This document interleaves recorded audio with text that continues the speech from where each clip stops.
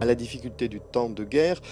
s'ajoutent des circonstances naturelles difficiles. On a des catastrophes naturelles avec des invasions de sauterelles, des circonstances naturelles qui ont pour contre-coup de mauvaises récoltes, notamment en termes de céréales, et donc une aggravation de la situation alimentaire de ces populations. On va jusqu'à parler non seulement de disette, mais surtout de famines qui vont s'imposer au cours de la Première Guerre mondiale, notamment à partir de 1915-16 en l'occurrence, et avec une situation de famine qui va conduire grosso modo et au bout du compte à des chiffres qui vont de 200 000 pour certains à 300 voire à 500 000 personnes qui sont mortes du fait de cette famine. Alors on est avec un empire ottoman qui est en guerre contre notamment les puissances de l'Entente, la France et la Grande-Bretagne. Et à partir de cela, ces puissances franco-anglaises vont surtout observer la situation, vont être tenues au courant, vont opérer certaines opérations de renseignement, mais concrètement vont être dans l'impossibilité d'aider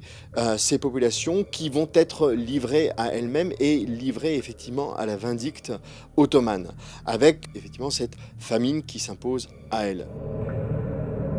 On est là dans un contexte global de guerre mondiale et le primat du stratégique s'impose aux dépens des considérations humanitaires. Et donc effectivement, on fait ce qui paraît nécessaire dans l'immédiat, c'est-à-dire en gros, on se concentre du côté de la France sur l'intervention stratégique en direction de Salonique,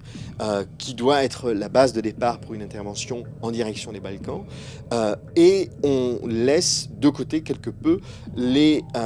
considérations humanitaires. Certes, on pense à l'après-guerre, mais il s'agit de fixer des priorités, et clairement, à ce moment-là, les priorités ne sont pas du côté d'une aide en direction des populations.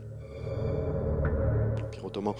va se retirer de ces provinces arabes à partir de 1918. Après la Première Guerre mondiale, 1918-1919, la puissance britannique est présente dans l'ensemble de la région, va vouloir essayer de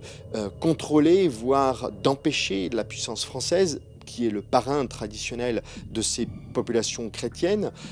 empêcher la France de s'installer sur place, progressivement va néanmoins lâcher du lest et permettre une action de la France en faveur de ces populations, mais c'est seulement à partir du tout début des années 20 qu'il y aura effectivement rattrapage